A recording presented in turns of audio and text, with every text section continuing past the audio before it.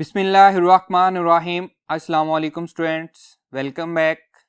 I am Mohammed Usman Ali, your mathematics teacher. Students, आज हम second year start करने जा रहे हैं। सेकेंड ईयर में हमारे पास 7 चैप्टर्स हैं और सेकेंड ईयर की बुक का नाम है calculus and analytical geometry. Calculus में हमारे पास चैप्टर नंबर 1, चैप्टर नंबर 2 और चैप्टर नंबर 3 शामिल हैं, जबकि एनालिटिकल ज्योमेट्री में 4, 5, 6 और 7 शामिल हैं। चैप्टर को स्टार्ट करने से पहले हम सबसे पहले ये समझते हैं कि कैलकुलस क्या है। क्वेश्चन हमारा आज का ये है, व्हाट इज कैलकुलस। आइए हम इसको समझते हैं कि ये एक्चुअली है क्या। जी स्टूडेंट्स, हमारा आज का क्वेश्चन है व्हाट इज कैलकुलस। कैलकुलस को समझने के लिए हम वो रेवोल्यूशनाइज चेंजेस को डिस्कस करते हैं जो कैलकुलस हमारी लाइफ में लेके आई है। Students, without calculus we can find the sum of finite number of terms. Then question is, what about the sum of infinite number of terms?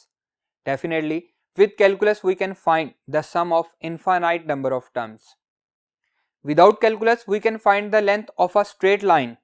Then what about the length of a curve? With calculus we can find the length of the curve.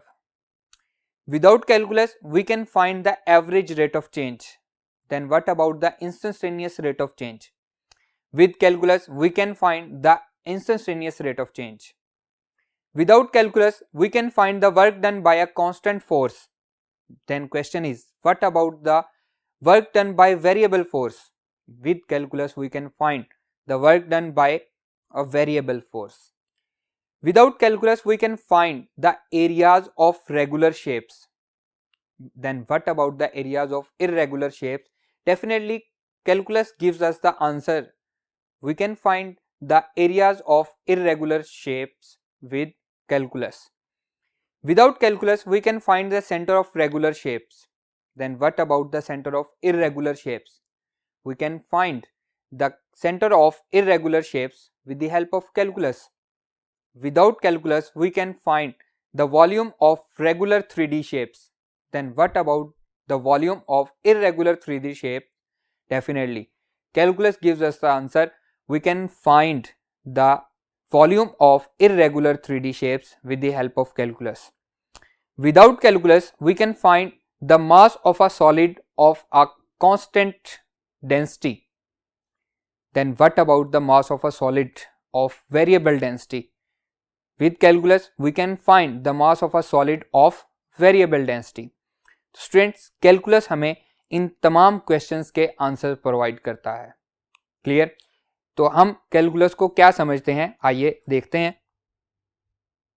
In short, calculus is a journey from average to instantaneous, from regular to irregular and from constant to variable. Calculus एक simple सी journey है। पहले हम average rate of change calculus से पहले find कर सकते थे और कैलकुलस के बाद हम इंस्टेंटेनियस रेट ऑफ चेंज भी फाइंड कर सकते हैं। इसी तरह from regular to irregular and from constant to variable. Calculus की डेफिनेशन डिस्कस करते हैं। Calculus is a mathematical tool used to analyze changes in physical quantities. Clear? Calculus revolutionized the calculations of physics, chemistry, biology, economics, computer science and many other fields of life. Calculus ने इन सभी fields में बहुत सारी इनकलाबी तब्दीलियां लेके आई। आइए अब हम उन साइंटिस्ट के बारे में जानते हैं जो इस रेवोल्यूशन को हमारे तक लेके आए हैं।